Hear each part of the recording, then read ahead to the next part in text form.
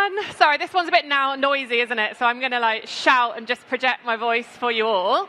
But this will test who can hear me. I want to see hands up in this room if you love chocolate. Oh, great. That means you can hear me. Amazing. Cool. Well, don't worry. You are not alone. We eat globally every year 6.8 billion kilograms of chocolate. And in the UK, we are the 4th biggest consumers of chocolate in the world, behind Switzerland, Germany, and Ireland. So 70% of us actually buy a chocolate bar every week, or if you're like me, 15% of us probably eat it or buy it once a day. We all love chocolate in all its shapes and forms, whether it's bites, bars, Santas, bunnies. I am absolutely a well-known chocoholic in my family. I'm that kid who used to save up all her pocket money to buy those kilogram bars of a certain big chocolate company. They're probably not a kilogram anymore, are they? Shrinkflation. And I also, for those in the room who used to use MSN Messenger, my first ever email address was nickloveschocolate@hotmail.com. So I think it's safe to say that I'm in the right job. It was destiny that I would end up working for a chocolate company. Chocolate really is magical.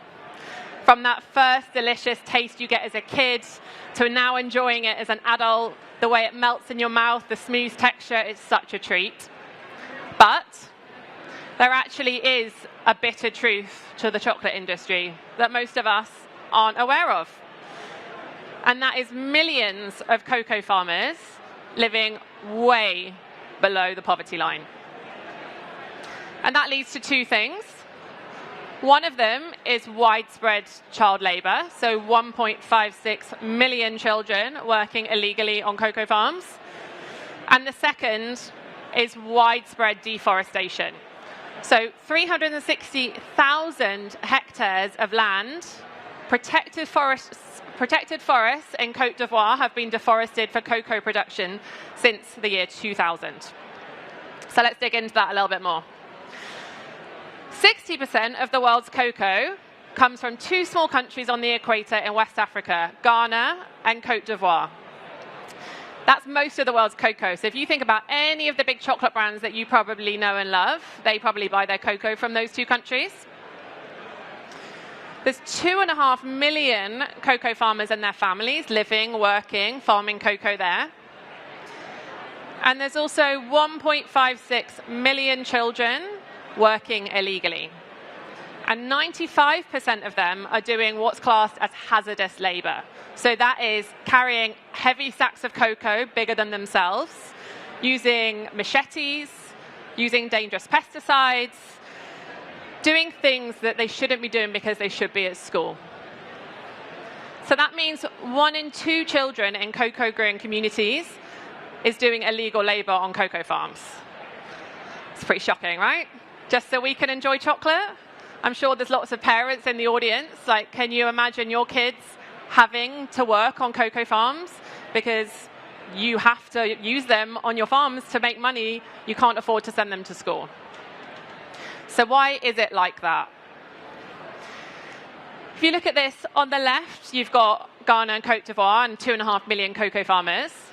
On the right, you've got billions of chocolate lovers and eaters all around the world, just like us. And then in the middle, you've got just 8 big chocolate manufacturers and producers that can control all of the world's chocolate production and manufacture. And they are profit-making companies. It is in their best interest. They literally exist to create shareholder value. So that means when you want to make as much profit as possible, you want to pay as little as possible for your cocoa. So that leads to widespread poverty, millions of people living way below the poverty line, and then that directly leads to that child labor and deforestation that I mentioned. And that is exactly why Tony's Chocolonely was created. We literally only exist to end exploitation in the cocoa industry, and that is exploitation of people and exploitation of planet. But it's not all doom and gloom. We have actually found the solution. And it looks like this. This is our recipe for exploitation-free cocoa. 5 sourcing principles that when you put them all together and they work as a system, they literally target the root cause, which is poverty. It starts with traceability, knowing where your cocoa comes from and therefore knowing the conditions under which it's been farmed, which sounds pretty simple. Secondly, paying a higher price. You have to pay more for your cocoa if you want farmers to earn a living income. So we pay the fair trade premium, but even that's not enough to get farmers to earn a living income. You have to pay them the minimum, which is the living income reference price. So we bridge the gap at Tony's Chocolonely to that living income reference price. So that means this cocoa season, we have been paying 80% more than most of the big chocolate companies. Or if you flip that, most of the big chocolate companies have only been paying 25% of what they need to be paying to enable farmers to earn a living income. So traceability, paying a higher price. The third sourcing principle is that you work together with farmer cooperatives to help them professionalize and get more power in the industry so they can actually become better business people. And then you work with them for at least 5 years so that they have long-term income security and they can invest ahead for the future. And then finally, and this is the one you'll hear most of the big chocolate companies talk about, you focus on quality and productivity. So agroforestry practices, you work with the farmers on the ground to help them improve their yields and the quality of their beans so that they can earn a living income and earn more from each bag of cocoa that they sell. You have to have all 5. You cannot cherry pick. They only work together if you have all of them working in a system. And what happens when you do that? When you work with farmers in this way for the long term, we have 0 deforestation in our supply chain. And that number I mentioned, 1 in 2 children working illegally, it goes down to 1 in 20. So that's from 50% of kids working in child labor to 5%. And don't get me wrong, 5% is still not perfect, right? But none of us are perfect. But we hope in the future that absolutely we will get that number down to 0. But our mission is not to end exploitation in just our supply chain. We exist to end exploitation in all cocoa. So we've come up with this roadmap to do just that. Number 1, you have to create awareness. You guys all have to be aware that there's even a problem in this industry so that you can make a more conscious choice, right?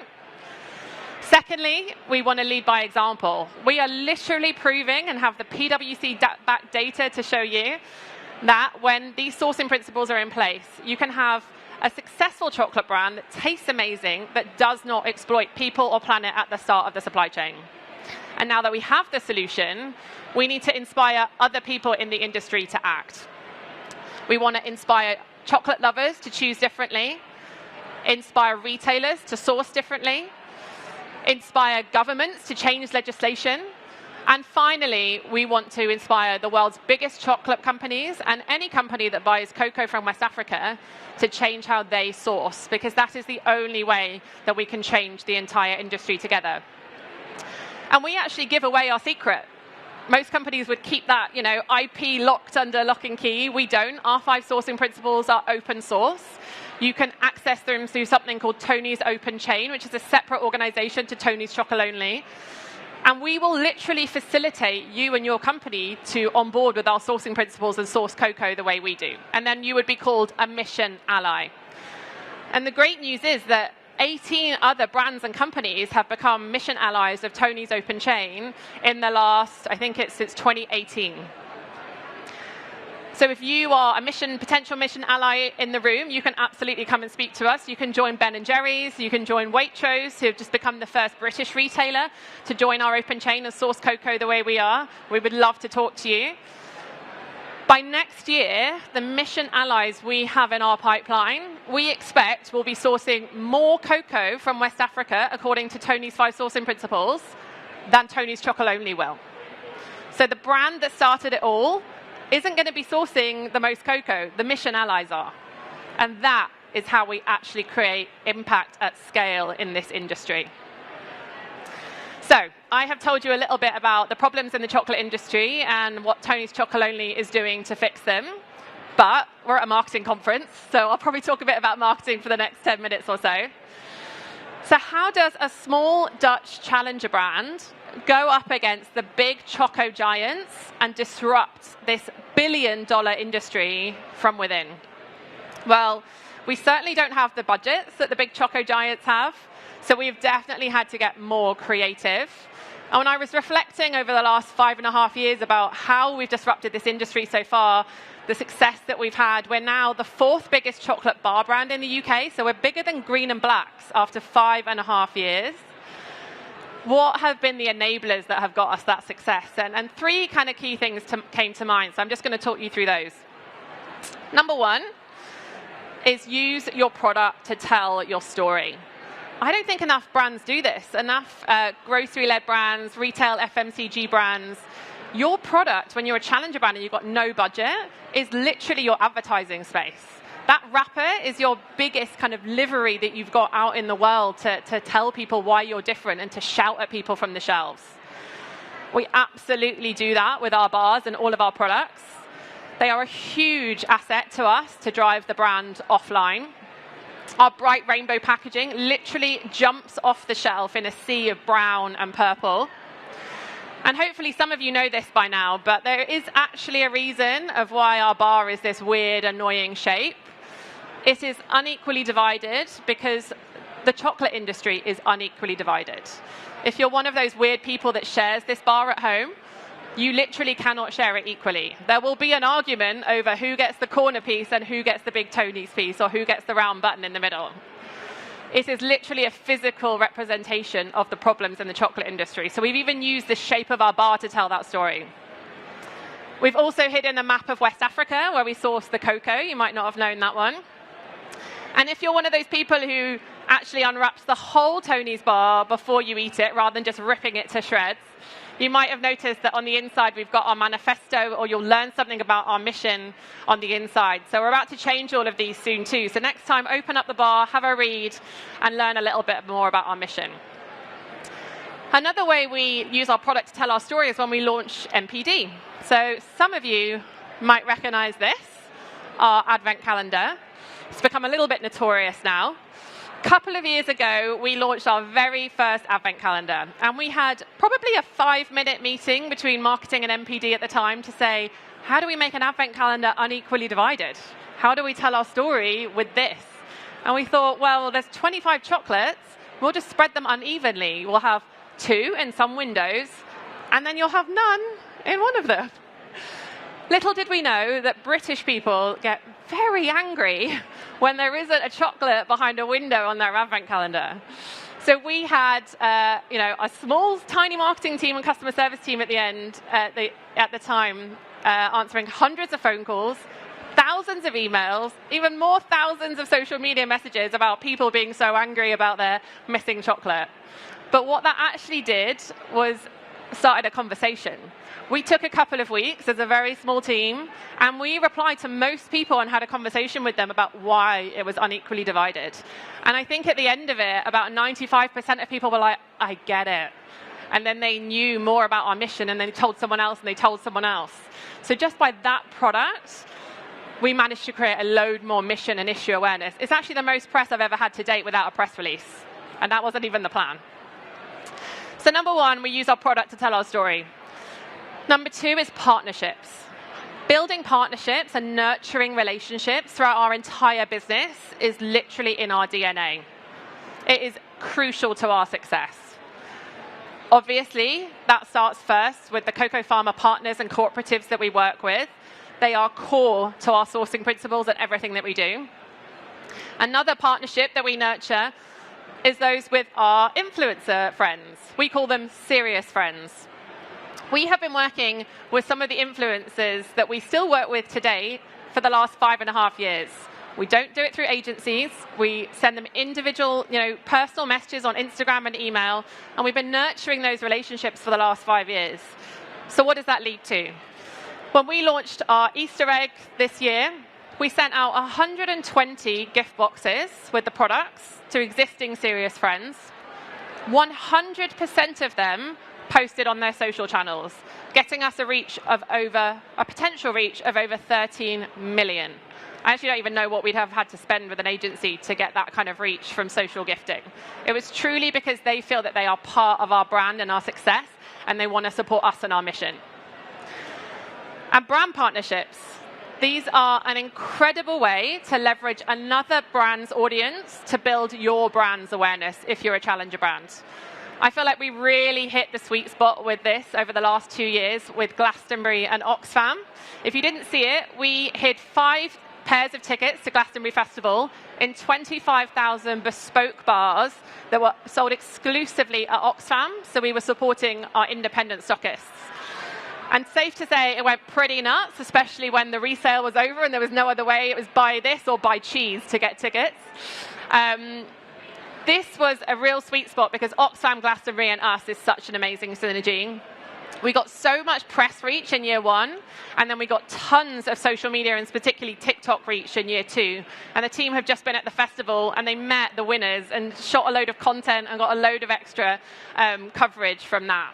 So just a really beautiful example of a great brand partnership. And thirdly, paid sampling has been a real enabler for us. And I don't mean us paying other brands to sample Tony's. I mean them paying us to sample our product. Our chocolate is absolutely more than just tasty. It ticks all the boxes that you would actually now expect. These things are hygiene factors now in an FMCG food or drink brand. And when you think about gifts, they've got to be meaningful, right? They've got to be thoughtful. They're literally like show someone what you feel about them, how you think about them, whether you've just got them a gift voucher or where you've actually like put some time and effort into it. And we have actually managed to build a brand that other brands and our fans want to gift. Not only because it tastes amazing, it's sustainably and responsibly sourced, it also says you're just worth paying a little bit more for. So brands like Gusto and Ocado did this just after COVID. They bought 500,000 full-price Tony's bars from us to gift to their loyal customers to say thanks for sticking with us through this hard time. They literally chose us because they thought we had the best brand alignment with them, and they paid full price for it. So 500,000 bars went out, and I bet some of you that's the first place that you ever heard of Tony's Chocolonely a few years ago. And hundreds of businesses choose to gift their employees and clients our branded Tony's bars every single day, because you can literally put your brand on our beautiful bar. It is probably the most sustainable merch that you can buy. Your teams get something they actually enjoy. You get to market your brand in a more unique way. And we get to buy more cocoa from more farmers and enable them to earn a living income. And let's face it, does anyone actually need another tote bag? That is what we call a triple win. And some of you in the audience, and don't worry, the people at the back will also get a bar at the end of this because we've made a beautiful MadFest one. And I think my team have told me that one of them has a golden ticket inside to win a year's supply of chocolate for your company. So we would love to chat to you about what your beautiful brand would look like on one of our bars if you've got an event coming up or something to celebrate, or you just want to make your clients feel extra special. So, to wrap up, how have we built Tony's to be the 4th biggest chocolate bar brand in the UK? Definitely some of our enablers have been using the product to tell our story, leveraging partnerships, and getting people to buy our brand and sample it on our behalf.